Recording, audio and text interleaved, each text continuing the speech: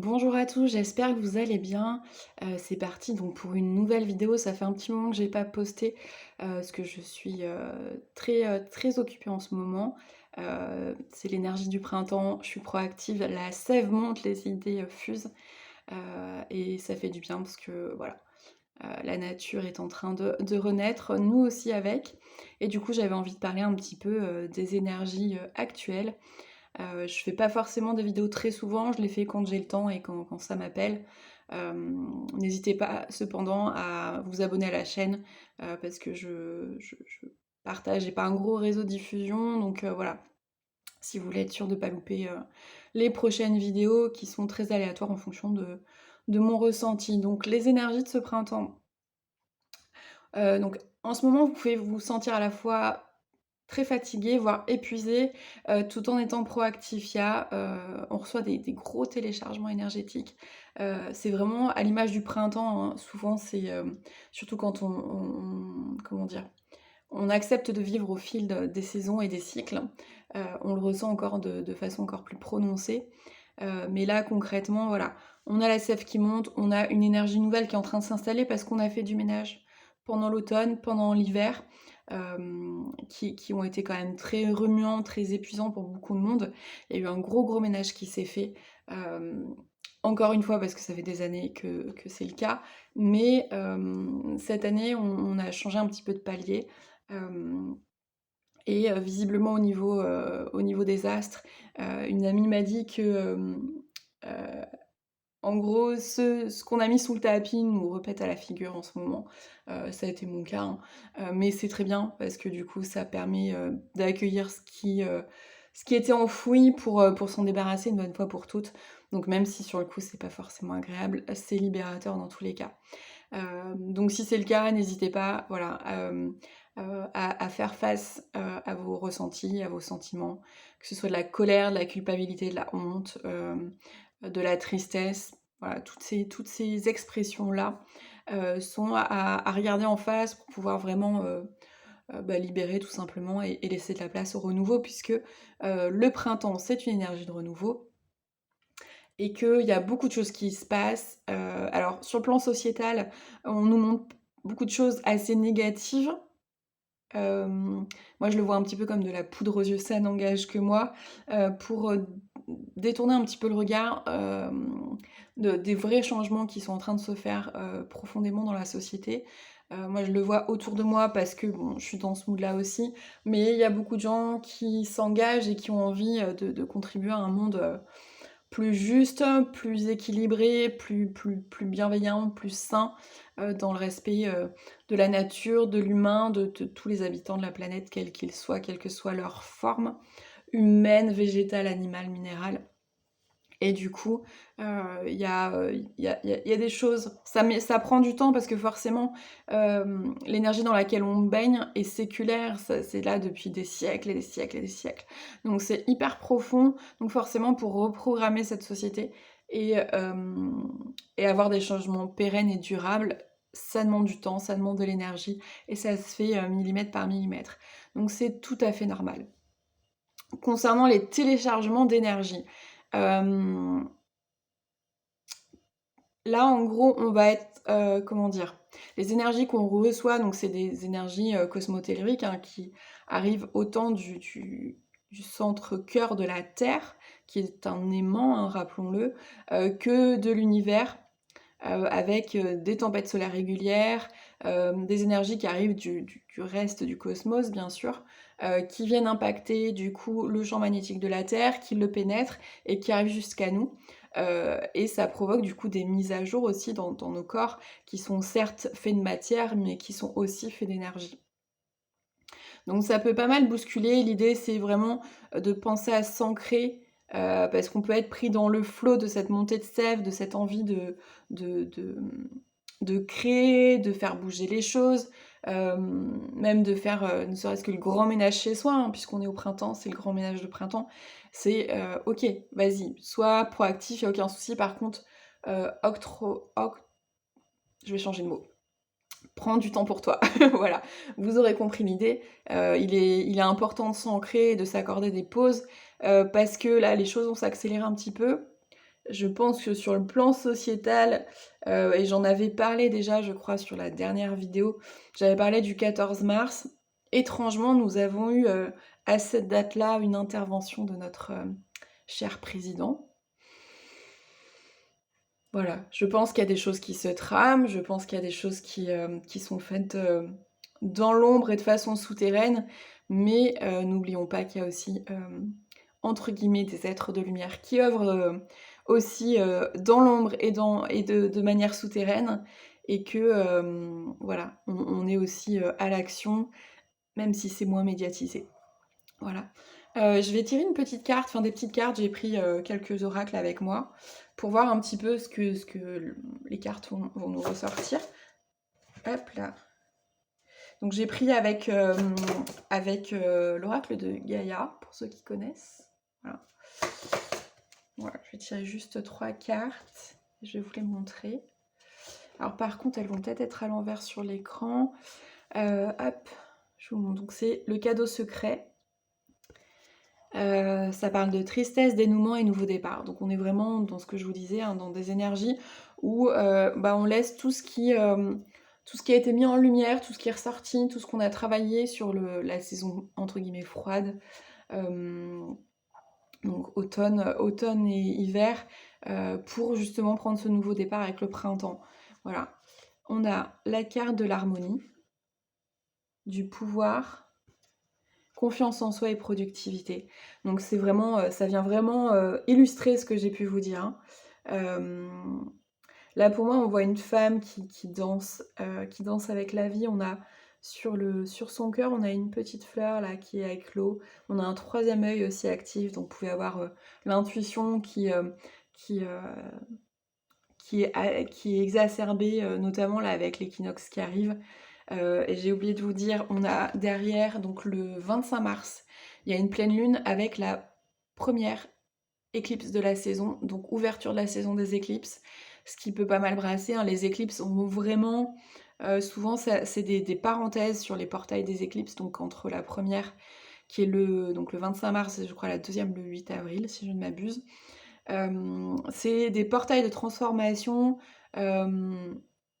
où on peut soit avoir nos sens, nos perceptions extrasensorielles, exacerbées, soit vraiment être plus dans une espèce de bulle, en mode introspection pour vraiment, faire, entre guillemets «un stage intensif de libération». Donc selon où vous en êtes dans votre parcours, d'éveil, d'évolution, de guérison, ça peut être des périodes plus ou moins faciles à vivre. Mais il faut, comme d'habitude, s'en servir comme un tremplin, comme une opportunité, pour aller vers du mieux. Et là, on sent vraiment que ce qu'on appelle le nouveau monde est enclenché. Il y a vraiment des changements vibratoires énergétiques au niveau du collectif qui se font sentir pour les gens, les plus sensibles, à condition aussi qu'on regarde du bon côté, hein, c'est toujours pareil, et qu'on accepte, d'aller vers l'inconnu. Voilà, et du coup, on a la dernière carte, c'est la carte de la purification, qui nous parle de strict nécessaire, de vérité, d'intégrité. Donc ça va un petit peu avec cette notion de lever de voile, dont je parlais, ou dont j'ai parlé aussi dans ma dernière vidéo, où là, en fait, on nous demande une authenticité, une intégrité, entre guillemets «sans faille», même si on est bien sûr humain et que, on n'est pas infaillible.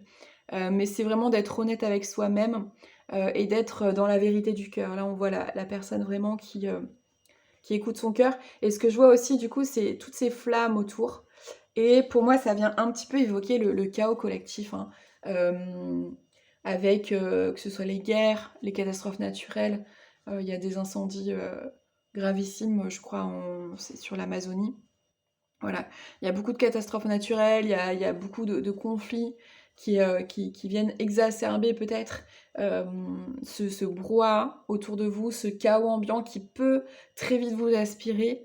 Euh, et on va dire les médias, une certaine partie de la population, on va dire ça comme ça, veut vous maintenir dans la peur. Et là, ce qu'on vous demande, c'est vraiment de revenir à vous et d'écouter ce que votre cœur il vous dit.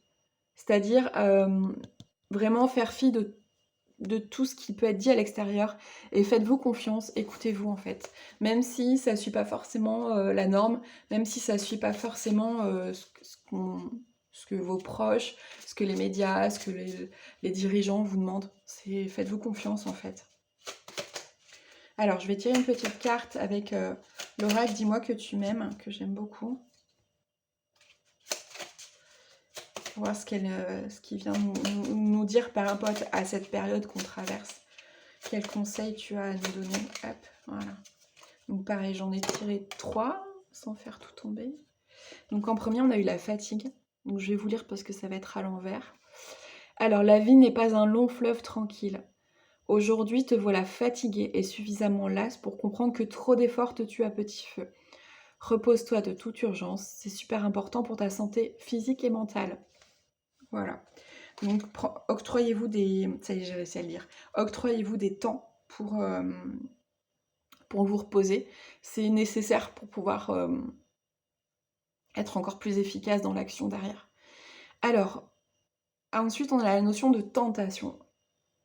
Ici, moi, ce que je vois, ça va être plutôt le texte. Amuse-toi tant que tu veux, mais respecte celui ou celle qui te voue toute son estime et sa confiance. En cette période, pense davantage avec ta tête qu'avec tes pulsions et tout ira bien. Là, on nous demande de faire preuve de pondérance, de modération dans l'action. Donc ça vient conforter cette carte de la fatigue, c'est-à-dire, là moi je vois pas forcément le côté amuse-toi tant que tu veux, c'est implique-toi, amuse-toi éventuellement, fais les choses, parce que du coup c'est un oracle plus sentimental, mais moi que j'applique au général, c'est vraiment un petit peu avec la notion d'assertivité, c'est-à-dire, voilà, fais les choses et des paroles bienveillantes qui prennent en compte l'autre en fait. Hein. On dit souvent que la liberté s'arrête, notre liberté s'arrête où commence celle des autres, quelque chose dans ce style. Et c'est un petit peu ça. Et je pense que ça va un petit peu avec cette énergie de ce monde qu'on essaie de construire, c'est-à-dire être vraiment dans le respect de l'autre. Dans l'écoute, c'est ok, t'as envie de faire plein de choses, même par exemple pour les gens qui sont, comment dire, dans cet éveil de conscience, qui ont une lucidité que certains n'ont pas encore sur les enjeux actuels, par exemple, ne forcez pas le passage en fait. Plantez des graines, mais ne forcez pas le passage, n'essayez pas de convaincre. C'est vraiment l'idée, n'essayez pas de convaincre. Faites votre vie. Je vais vous donner un exemple tout simple. Donc moi j'ai une tendance un petit peu, on va dire écolo, même si ce terme m'agace un petit peu parce que je pense que c'est quelque chose en fait qui devrait rentrer dans la norme et qui ne devrait plus être qualifié d'écolo. Parce que je pense que c'est quelque chose que... C'est du bon sens en fait. Et par exemple, quand je vais faire mon marché, j'ai des petits sacs en tissu que j'ai fabriqués avec des restes de robes, de tissu voilà, des trucs très simples qui ne demandent pas forcément d'être un expert en couture.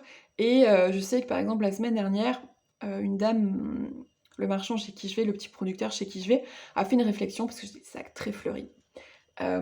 Et une dame, du coup, ça a attiré l'attention d'une dame, elle me dit: «Ah mais j'y aurais jamais pensé, vous me donnez l'idée de le faire». Voilà, là c'est...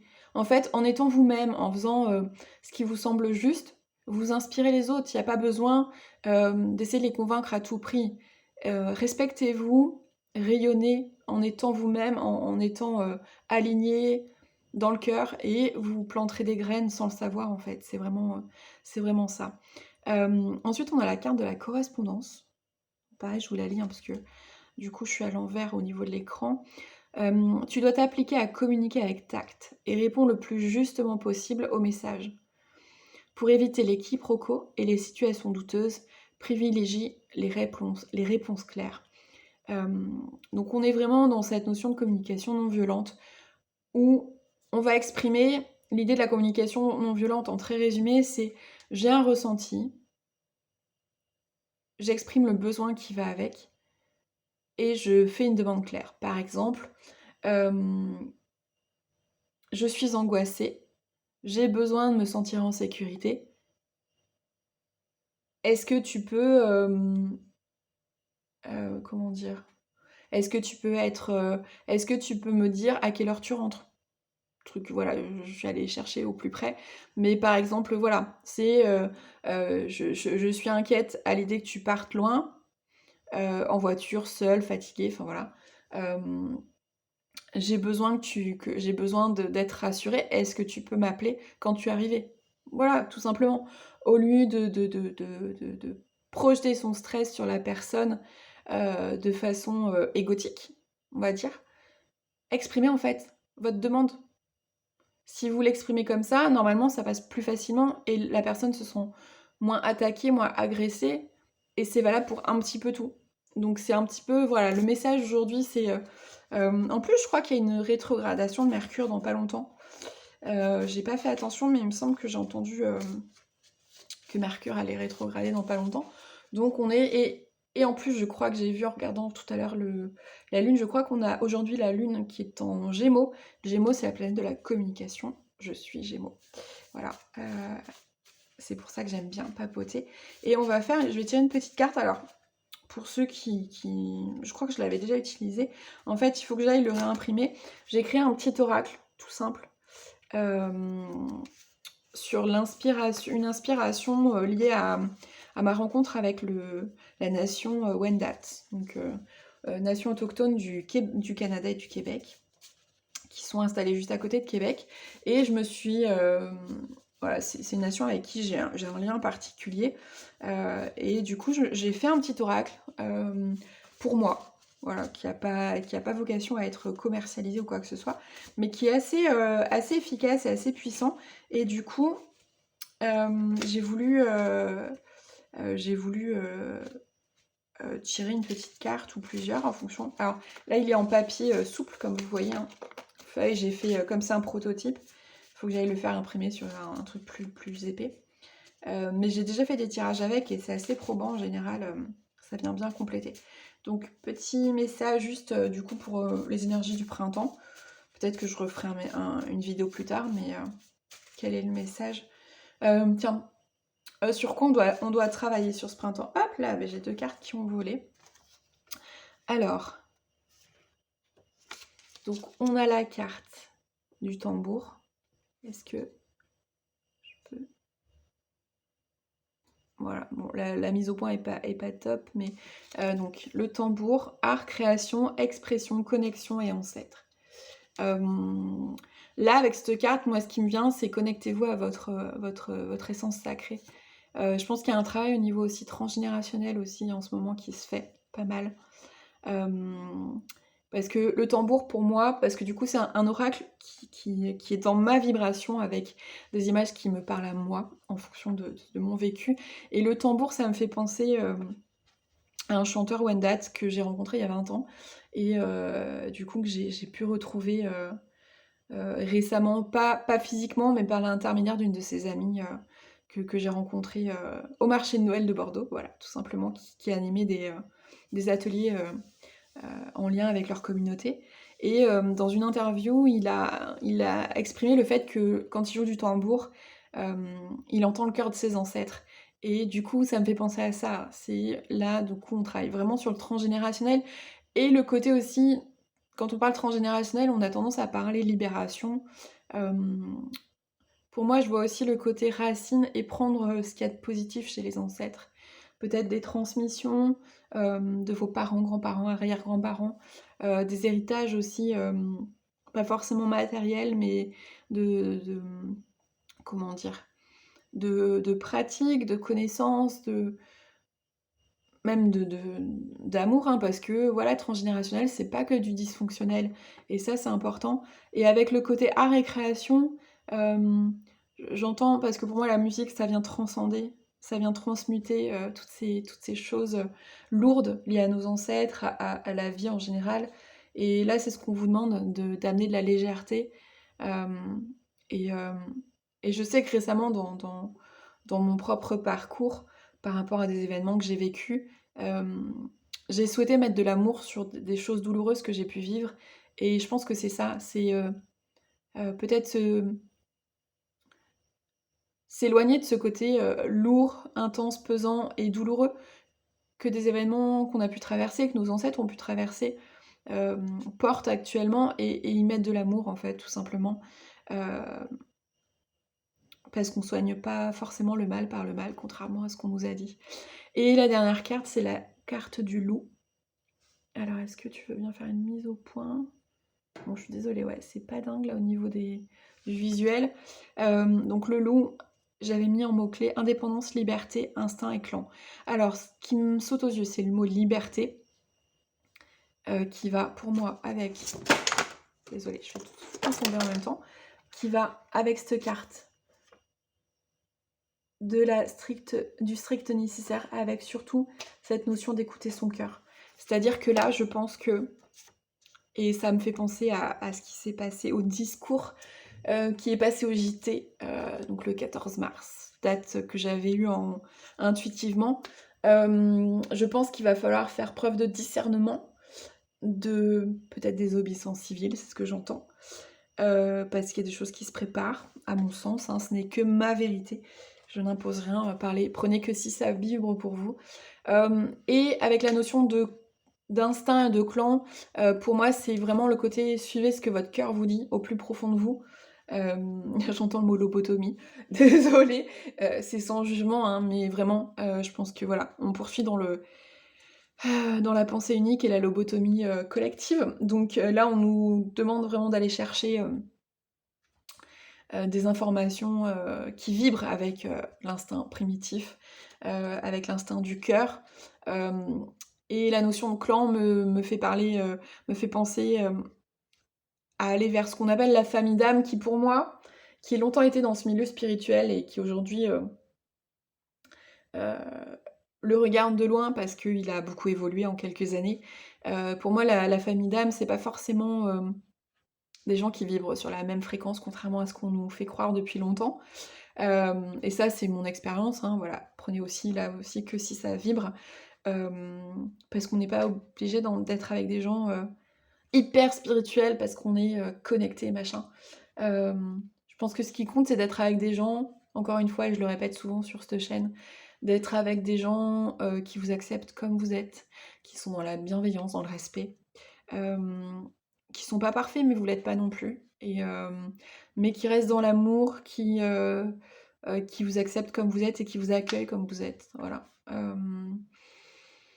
Parce que moi, dans ce milieu spirituel, j'ai souvent rencontré des gens qui se connectaient à leur intuition, à leur ressenti, à leur médiumnité, et qui, du coup, voulaient transmettre absolument des messages à l'autre.